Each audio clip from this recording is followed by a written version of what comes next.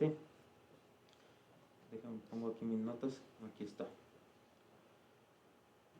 Si le preguntara a usted, hermano, acerca del concepto de la gracia, ¿será justo? Que la gracia será algo justo. El profesor que nos daba la clase de teología nos hizo pensar por esto casi un mes y no nos dio respuesta. Un mes hacía la misma pregunta al iniciar la clase. A veces alternadamente a otro, la gracia es justa, y unos decían que sí, otros decían que no. Pero déjeme empezar esta clase poniendo estos dos conceptos aquí en la pizarra. Lo que vaya asumiendo quiero que lo piense en cuanto a su salvación.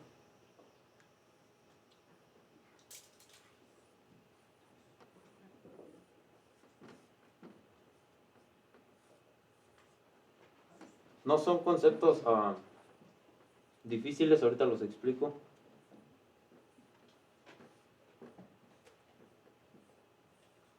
Tenemos dos conceptos aquí, concepto egocéntrico, el concepto teocéntrico.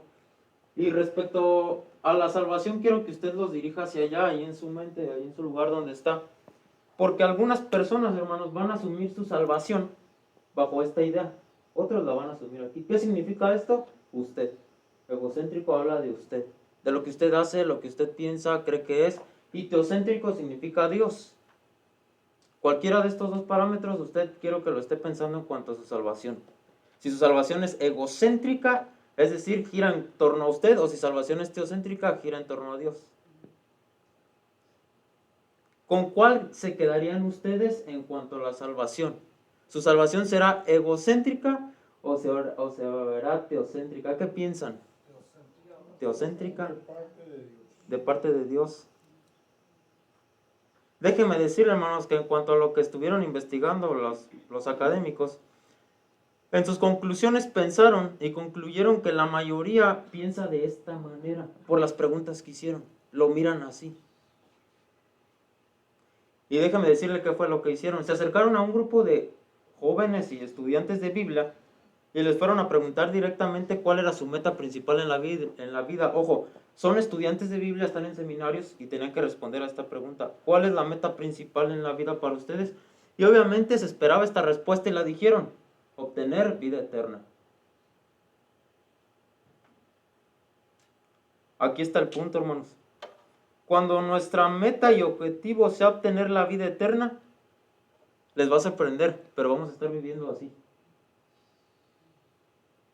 Y aclaro esto, no está mal que la busquemos, no está mal. No está mal que estés buscando la vida eterna, pero no es algo que debes perseguir por cuenta propia y por tus esfuerzos. Cuando lo haces así, tu salvación la estás viendo meramente aquí, egocéntrica. Esta tendencia, hermanos, de buscar la salvación de manera egocéntrica es marcada en los cristianos.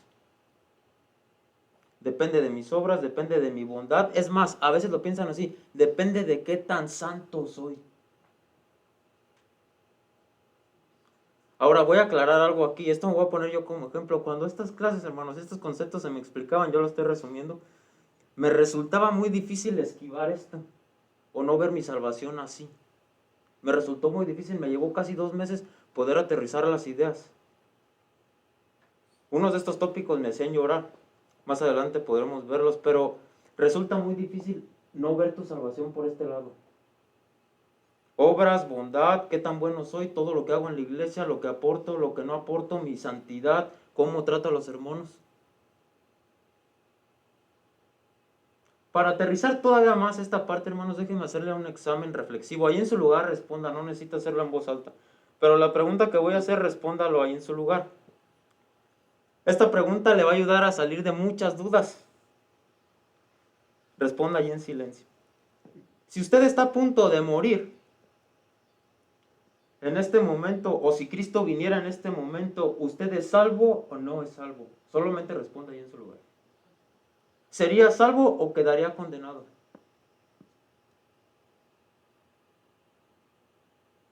Parece que ya tiene la respuesta, está bien.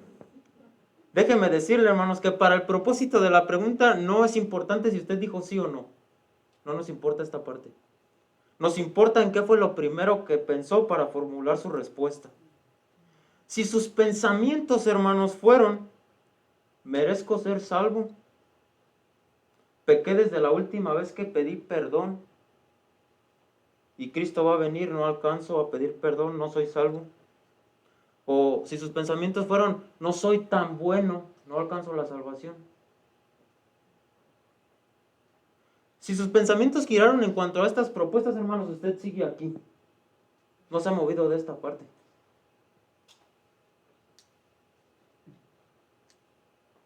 Esta es la más popular para los católicos. No alcanzo a ser salvo porque pequé desde la última vez que pedí perdón y no me he arrepentido. Ahora, si sus pensamientos fueron, sí, Israel, por la gracia de Dios y la cruz de Cristo en el bautismo, soy salvo, entonces usted ya está colocado acá. Usted ya mira su salvación así. Pero ojo, fue lo que usted primero pensó, no lo que quiere pensar ya ahorita, lo que vino rápido a su mente. Ya no aplica. Fue lo mismo que yo hice, dije, no, pues como ya me lo explicaron, pues ya estoy acá. Pero mis primeros pensamientos, hermanos, me colocaron aquí. Y me confrontaba porque decía, no puede ser cierto que tengo tiempo de cristiano estudiando la Biblia y sigo pensando que mi salvación va acá arriba.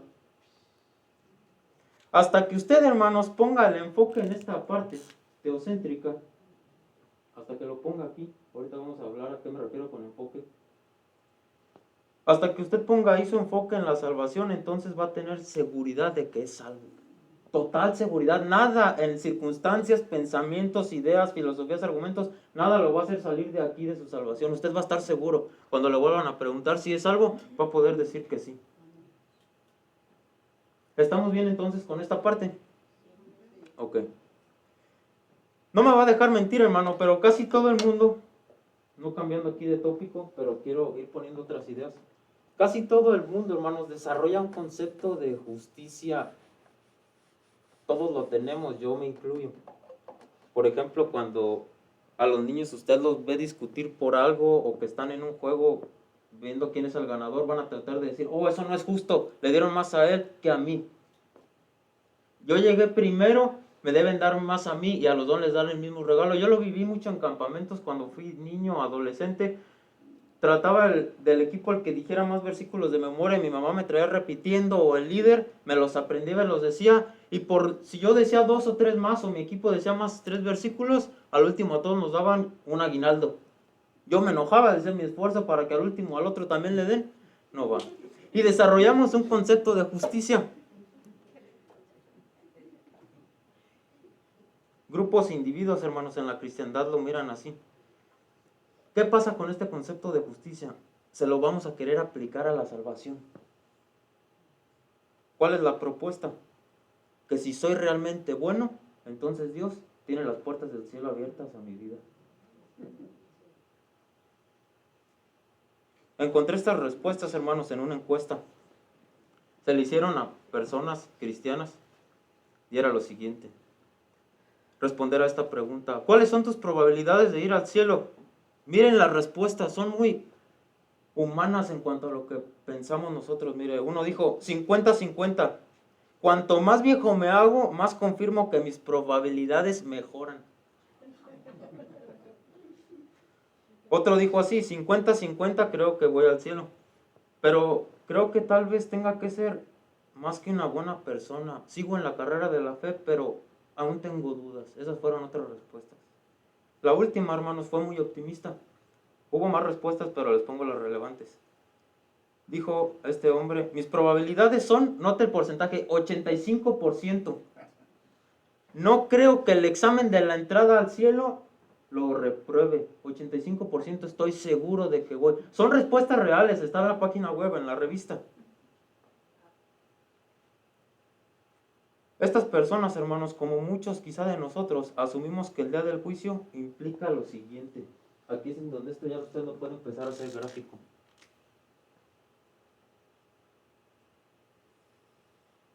¿Cómo lo podríamos poner? Esta es la idea que me gusta, sí.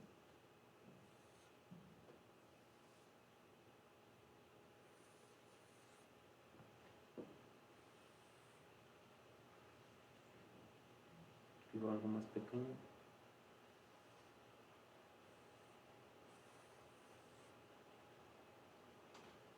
Vamos a ponerle nombre, Solo es por tratarles de hacer algo gráfico. Una balanza. Una balanza. Veamos qué podemos desarrollar en esta parte, hermanos. Muchos asumen que el día del juicio va a girar en torno a esta parte, a una balanza. ¿Cómo funciona esto? De este lado vamos a poner nuestras buenas obras.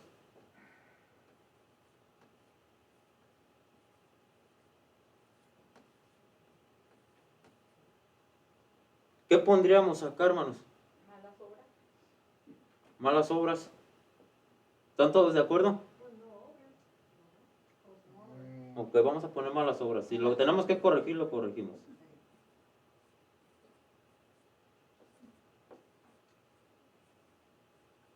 Si no pondríamos malas obras, ¿qué pondríamos, hermanos? Solo sugerencias. ¿Qué pondría alguien más? ¿Pecado, la hermana? Probable. Ajá. ¿Qué más? Orgullo. Pues el puro hecho de no aceptar a Jesús ya es lo contrario. No aceptar a Cristo. Lo contrario a buenas obras.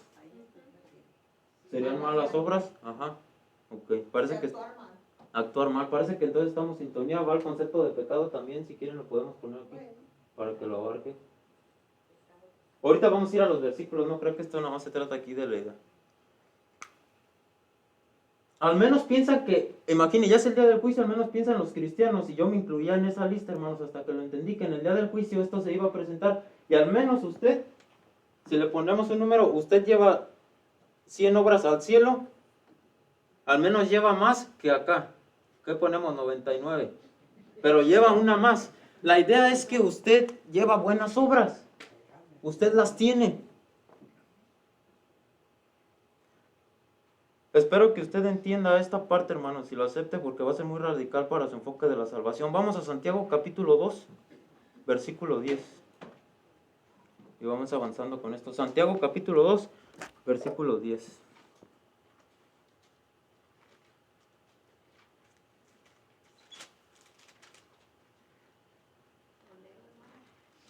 Sí, hermano, está bien, si lo tiene, por favor. Santiago capítulo 2, verso 10. Dice, porque cualquiera que guardare toda la ley, pero ofendiere en un punto, se hace culpable de todo. Cualquiera que guarde toda la ley pero ofende un punto se hace culpable de todos. Ya tenemos. ¿Qué diríamos como mexicanos o como le decimos? Ya la regamos. Ya no le hicimos. Con una que esté aquí, así exactamente como dice la hermana, con una que esté aquí, ya. Por aquí está específico el texto, ni en griego tiene un cambio, hermanos, cuando hacen la exégesis profunda. Cualquiera que guardare toda la ley pero ofendiera en un punto, dice. Un pecado, cualquiera que se vaya en contra. Exacto. Entonces podríamos decir que ya la regaríamos. De acuerdo al versículo, un solo pecado supera todo esto. Si le quiere meter 1,000,000 de buenas obras, póngaselas. 2,000,000. Todas las que usted le quiera. Con uno que haga aquí mal. Hay uno de ustedes, hermanos, o que estemos aquí entre nosotros en la audiencia, que no tenga aquí alguno. Pablo lo dice en Romanos, porque todos pecaron y están destituidos de la gloria de Dios. Todos. Así que, nos guste o no, todos la regamos. Ya la hemos regado. Ya no podemos en esta parte, aunque le tenemos que hallar una solución. Ahora, hermanos, si esta es la propuesta, que baste con un solo pecado para poderlo arruinar. ¿Se imagina vivir así? Estar pensando, híjole, pequé, no pequé, fallé a Dios, no fallé a Dios, ofendí a Dios, no lo ofendí o medio lo ofendí. Este versículo, sí, hermana. En muchos años yo pensaba que era así, que yo no entendía, yo le di mi vida al Señor desde hace mucho tiempo, ¿verdad? Pero yo decía, que si ya fallé, ya no voy a entrar en la vida de los cielos. Lo que yo no entendía es que desde el momento en que le da uno nuestra vida al Señor Jesucristo y lo sigue, ¿verdad? En cualquier momento que sufre un accidente, se muera, eres del Señor, porque ya lo declaraste que tu único Salvador, pero muchas veces uno porque hay pastores que no le explican a uno exactamente, ya eres salvo desde el momento en que lo aceptaste, estás en los caminos del Señor, pero uno piensa, ay, pequé, como dijiste, oh, ya pequé desde la última vez y ya no, ya me puedo morir ahorita mismo y no oré para pedir perdón. Sí, eso de orar para pedir perdón, eso abunda mucho en el catolicismo y mucho también en algunos predicadores. Así que, buena observación, hermana. Cuando volvemos a este versículo, ¿cuál sería entonces la única manera, hermanos, para entrar al cielo? De acuerdo al versículo lo voy a volver a leer, porque cualquiera que guardare toda la ley, pero ofendiere en un punto, se hace culpable de todas. ¿Cuál sería la única manera entonces de entrar al cielo?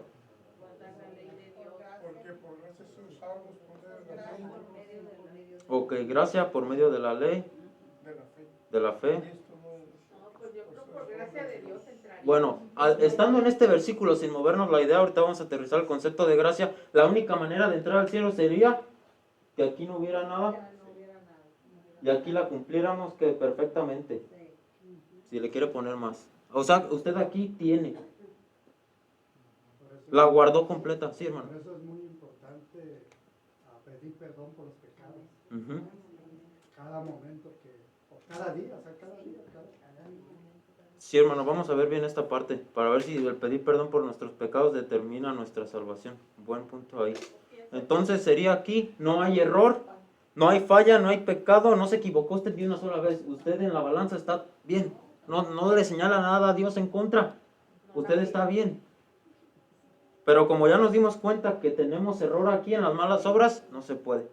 La única manera sería ser 100% bueno. Es más, el que dijo en la encuesta que es 85% bueno, se queda corto. El que dijo 50-50 hasta ni llega. Menos. ¿Qué hacemos entonces? Empecé a escuchar de sus propuestas que eran buenas, gracia a través de la fe. Cuando se trate de la salvación, hermanos, olvídese de esta palabra. Bórrela de su vocabulario, de su pensamiento, pero olvídese de esta palabra.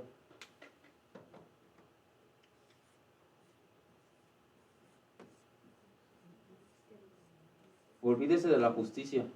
Cuando se trate de salvación, todos queremos siempre ser justos y que se nos haga justicia. ¿Hicimos algo? Bueno, me van a recompensar en el trabajo. Trabajé mis 8 horas, mi día de pago se va a ver reflejado. Está siendo justo el jefe conmigo. Les digo esto, hermanos, porque si Dios es justo con usted en el día del juicio, es muy probable que usted se vaya al infierno. O nos iríamos al infierno. Si Dios fuera justo. ¿O me equivoco? ¿Verdad que sí? A ver, ajá. Mándenlo. Crucificados, muy bien. Vamos entonces bien con la idea aquí del pensamiento. Vamos bien. Tristemente así es como el mundo lo piensa. Tristemente. Así, en ese día tú vas a entrar al cielo. Pero no dejes de hacer. Si usted quiere, si realmente saber, hermano, si va a ir al cielo, lo que debe empezar a pensar es como ustedes lo decían en la gracia. ¿Cómo hacemos esto? La gracia es lo opuesto a la justicia. Gracia es lo opuesto a la justicia, así que vamos a ponerlo hasta arriba.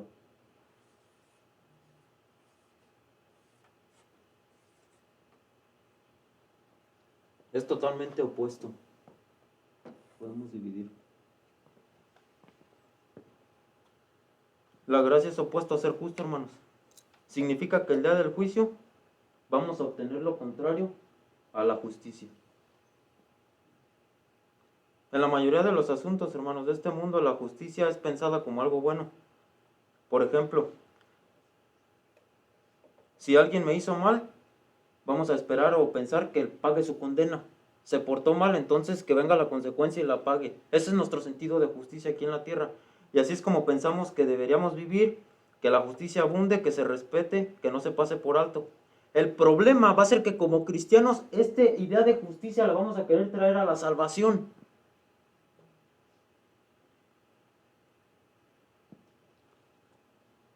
Cuando lo hagamos así, hermanos, usted va a vivir en un cristianismo que es muy tormentoso.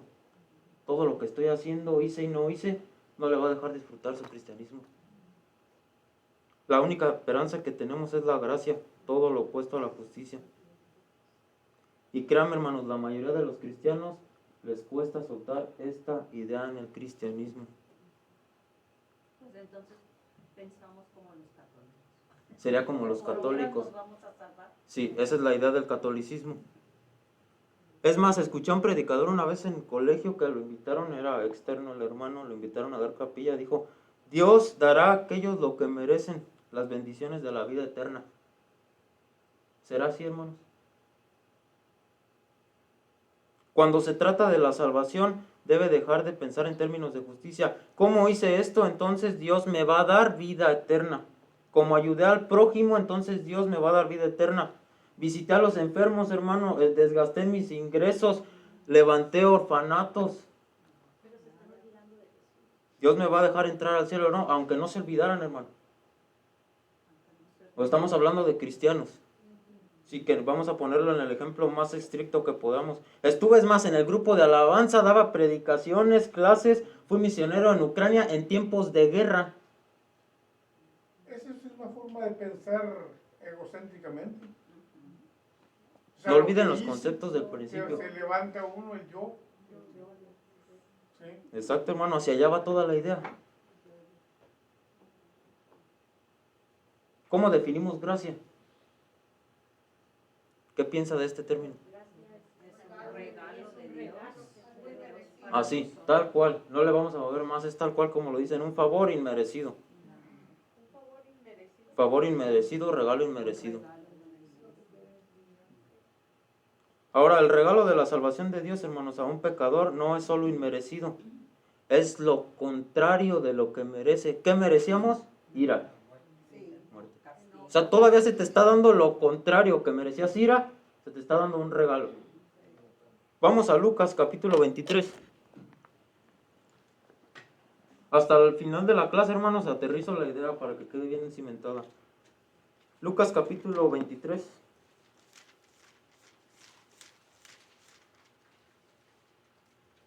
Versos 9. 9 en delante. Le hacía muchas preguntas, pero él nada le respondió. Y estaban los principales sacerdotes y los escribas acusándole con gran vehemencia. Entonces Herodes con sus soldados le menospreció y escarneció, vistiéndole de una ropa espléndida, y volvió a enviarle a Pilato. Permítame, hermana, que la cita es la de... No, lo anoté mal aquí, permítame. Ah, Déjame ver cuál es el otro que tengo aquí, regresamos. Si es Lucas 23, 39, verso 39. Ajá. Sí, 39. Lucas 23, verso 39 al 43. Y uno de los malhechores que estaban colgados le injuriaba diciendo, si tú eres el Cristo, sálvate a ti mismo y a nosotros. Respondiendo el otro le reprendió diciendo, ni aún temes tú a Dios estando en la misma condenación. Nosotros a la verdad justamente padecemos porque recibimos lo que merecían nuestros hechos, mas ningún mal hizo. Y dijo a Jesús, acuérdate de mí cuando vengas en tu reino. Entonces Jesús le dijo, de cierto te digo que hoy estarás conmigo en el paraíso. Ok, pregunta para todos los que vieron aquí la parábola, hermanos. Una vez que este hombre conoce a Jesucristo cuando está allí en la cruz, ¿tuvo tiempo para hacer buenas obras? No. Entonces, ¿cómo va a entrar al cielo? Por la gracia. Ahí quiero que empiecen a inclinar el Por la pensamiento. palabra de Dios. Ok, está creyendo. Lo mismo que hacen los que nos preceden en el Antiguo Testamento, Abraham, Moisés, hay fe. Ok, entonces vamos bien aquí con nuestra idea. No tuvo tiempo para hacer nada, ni siquiera, hermanos, una sola obra. Es más, con una que se hubiera llevado y que le dijera a Dios allá arriba, mira, te traje algo, puedo entrar. No pudo hacer nada, ya estaba ahí en su último momento. Mateo capítulo 20. Mateo 20, versículos 1 al 16. Quien lo encuentre y guste leerlo, y si no, yo le doy lectura, está bien. Mateo capítulo 20, versos 1 al 16. Vamos a leerlo completo. Porque el reino de los cielos es semejante a un hombre padre de familia que salió por la mañana a contratar obreros para su viña. Y habiendo convenido con los obreros en un denario al día, los envió a su viña. Y salieron cerca de la hora tercera del día. Saliendo cerca de la hora tercera del día, había otros que estaban en la plaza desocupados. Y les dijo, id también vosotros a mi viña, y os daré lo que sea justo. Y ellos fueron. Salió otra vez cerca de la hora sexta y novena, e hizo lo mismo. Y saliendo cerca de la hora undécima, halló a otros que estaban desocupados, y les dijo, ¿por qué estás aquí todo el día desocupados? Le dijeron, porque nadie nos ha contratado. Él les dijo, id también vosotros a la viña y recibiréis lo que sea justo. Cuando llegó la noche, el señor de la viña dijo a su mayordomo, llama a los obreros y págales el jornal, comenzando desde los postreros hasta los primeros. Y al venir los que habían ido cerca de la hora undécima, recibieron cada uno un denario. Al venir también los primeros, pensaron que habían de recibir más, pero también ellos recibieron cada uno un denario. Y al recibirlo, murmuraban contra el padre de familia, diciendo, estos postreros han trabajado una sola hora y los has hecho iguales a nosotros, que hemos soportado la carga y el calor del día.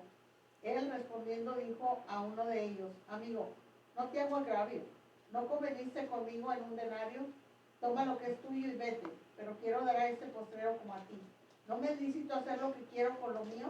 ¿O tienes tu envidia porque yo soy bueno? Así los primeros serán postreros y los postreros primeros, porque muchos son los llamados, mas pocos los escogidos. Gracias, hermano. Conclusión, todos reciben la misma recompensa después de su día de trabajo, de su labor. Pero usted ve que empiezan a reclamar los que hicieron más. Típica actitud de quién en ese tiempo, del fariseo. Exijo que me recompenses por mi mérito. Como hice tanto, usted me debe tanto. ¿Era justo? ¿Era lo justo, hermanos? Sí, era lo justo. Hizo más que el otro. Ahora se imagina usted, hermanos, reclamándole a Dios en el día del juicio. El dueño de esta viña, hermanos, actúa en total libertad, con total soberanía. Sí, hermanos, aquí está la propuesta. Dios no tiene ninguna responsabilidad de ajustarse a nuestras expectativas. Ninguna responsabilidad. Él decide dar libertad con esta idea, con la gracia. O sea, que lo mismo se va a ir al cielo uno que tenga 50 años aquí en la iglesia o otro que tenga un año. O el que se acaba de bautizar. Hay una línea muy delgada que no podemos cruzar ahí, que quiero que toquemos más adelante, pero quiero que vea bien esto. Él decide dar total libertad con la gracia. No la ata a nada. No excluye, hermanos, la gracia a nadie. No excluye al joven que se está hundiendo en drogas, adicciones. No excluye a aquel que roba, incluso al que ha asesinado, a los que han violado, han secuestrado. No los excluye. Yo vi una película que nos dieron una lista, me salió al azar, se llama Made in USA, que habla de una tradición donde cierta festival que tenían, el padre que vivía con sus dos hijas tenía relaciones sexuales ese día, el papá con las hijas.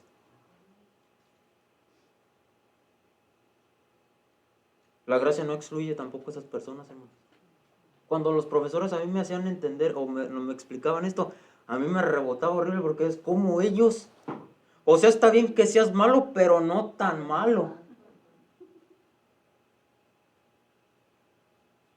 Nada queda fuera de esa gracia, nada. Es que nosotros por naturaleza categorizamos el pecado.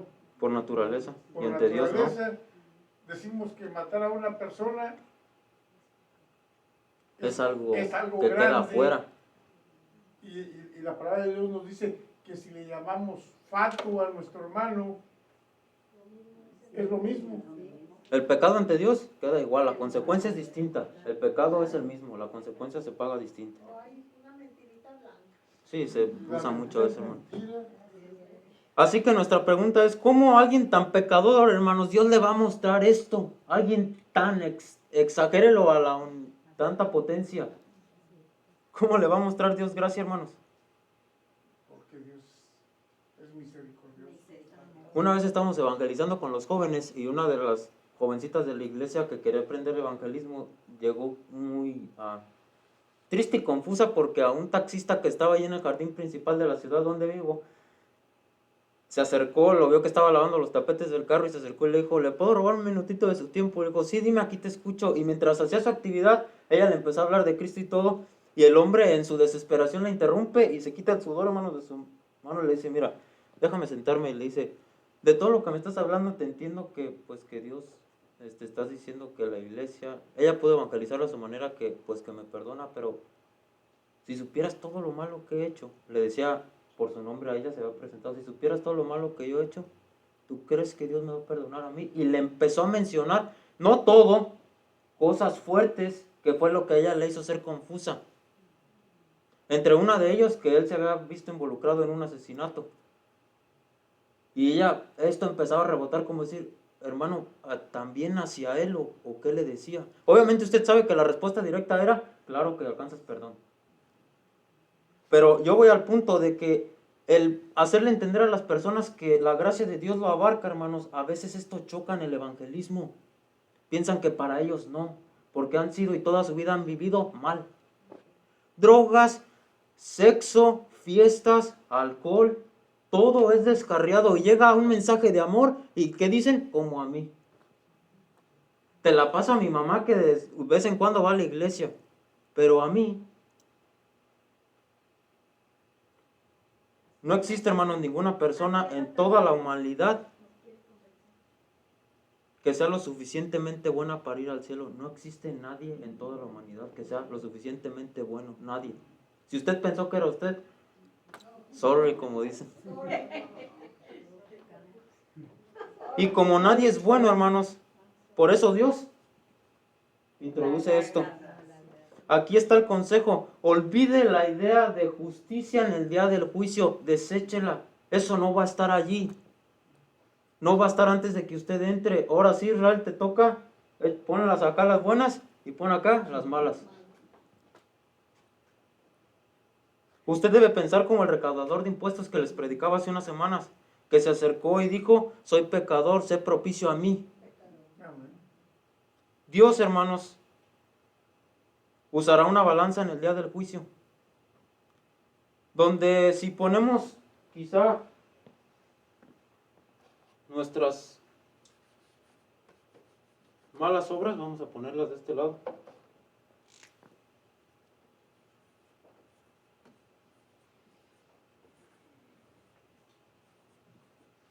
Vamos a dejarlas aquí por mientras. Si Dios usara la balanza en el día del juicio, hermanos, usted sabe que tendrá que vivir una vida perfecta para que Dios no le reclame nada. Todos sus pecados van a ir de un lado de la balanza, acá. Así que en solución, si entonces no va a haber buenas obras que Dios me va a contar,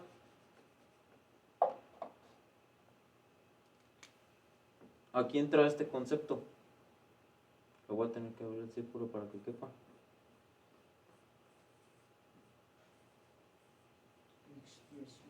Expiación. Aquí entraría el concepto.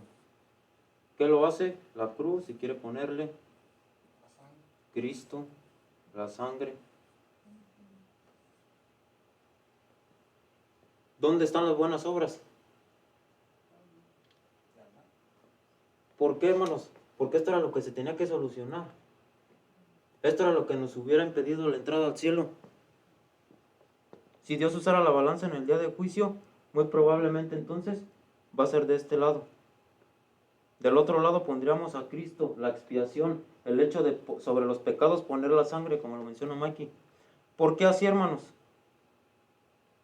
Porque solo la muerte de Cristo es la que los puede superar. Si eran 1,000,000, esto lo va a superar. Vamos a poner la cantidad para que sea más gráfico. Usted me dice cuando paren los ceros. Uno más. Que quede bien aquí. Esto es lo único que podía superarlo. Aquí va incluido su pasado, su presente y su futuro. Todo está incluido de este lado.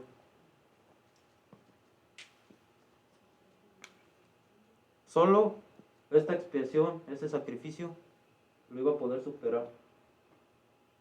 ¿Ve que no cuadra la idea? de que buenas de un lado y malas de otro. Ahora, hermanos, esta es mi pregunta y termino aquí. ¿Era justo esto? ¿Era justo que Cristo lo hiciera? ¿Recuerdan cómo inicié la clase? ¿Es justa la gracia? ¿Cuál será la conclusión? Dios es misericordioso. No es justa la gracia. No era justo que Cristo estuviera del otro lado. Entonces Él decide hacerlo. Pero la gracia no es justa. Por eso no se merece. No podemos hacer para merecerla. Pero no es justa. No tenía que haber sido así. Él en su voluntad decidió hacerlo así. Vio nuestra condición en nuestro pecado, nuestra eternidad en el infierno, y decidió hacerlo. Entonces la respuesta principal, hermanos, queda bien sentada. Cuando vea usted el concepto de gracia, usted debe entender que no es justa. Y la definición es correcta, no la merece. Si fueran más buenas obras, nunca la va a poder merecer. No es justa, hermanos. ¿Comentarios? ¿Qué era lo que dijiste en el principio? Ajá. Que uno era carnal y el otro era espiritual. Egocéntrico. Ah, sí, que si la salvación era egocéntrica o teocéntrica. Ajá. Si lo vemos teocéntrica, Que Dios lo hizo todo por ti. No le puedes agregar, ni aunque sea el granito de arena, nada le puedes poner. Queda todo por obra de Dios. por el lado espiritual sí somos justos. Por el lado Porque Dios dice que somos justos. Él dice que somos justos. sí, porque esto ya está aplicado a ti. Ah, Como tú ya eres bautizado, esto está aplicado a ti, por eso no tienes duda. Y tus obras quedan a un lado. Todas las buenas que vas a hacer, todas. Estás entrando al cielo por esto. Has puesto tu fe acá. Si pensamos por el otro lado carnal, entonces no es justo. Para nuestros estándares, Sí, a nuestro estándar nunca va a quedar. no. Entonces la pregunta, si la gracia era justa, no es justa, hermanos. Nunca es justa. No es justa. Por eso es un regalo. Usted sabe, justo que él haya muerto. puede pensarlo así. Usted sabe lo que es una recompensa y es un regalo. La recompensa usted la merece. Usted se la merece porque se le demandó hacer algo y lo cumple. El regalo, no haces nada. Se te da a ti. Aunque no merece. No se merece. ¿Qué es lo que le estás dando a Dios? Tu vida entregada como mínimo hacer. ¿Qué más le podríamos dar? Ahora, aquí quiero que empiecen a reflexionarlo como tarea. Si lo pueden oír con otros predicadores o leerlo en libros, ¿qué necesidad entonces de estar haciendo buenas obras si no cuentan para nada? ¿Qué necesidad? Si no abren las puertas de los cielos y no me dejan la entrada allá arriba, ¿por qué hacerlas? Por la fe. Por la fe, dice la hermana. Tiene una respuesta muy fuerte a esa pregunta. Hermano, pero desde el momento en que uno acepta al Señor, Ajá. de todos modos, ya podemos hacer Buenas obras. obras. Sí, bueno, se espera que se hagan buenas obras. Que se hagan buenas. No malas No lo obras. vamos a hacer porque para ser salvos ya sabemos que Claro. es una cosa más que una otra. ¿Es por obediencia? Por obediencia. Sí, es obediencia porque están en imperativo. Amarás a tu prójimo. Porque va a ser Atender a la viuda. Va a ser un resultado de nuestra vida. Es un resultado de nuestra vida. De nuestro caminar con el Señor. Si usted se centra bien aquí, hermanos, ya debería haber acabado, pero está bien, me anticipa la otra clase. Si usted se centra bien aquí, va a poder empezar a descubrir usted por qué hace buenas obras. Pero no olvide esta parte.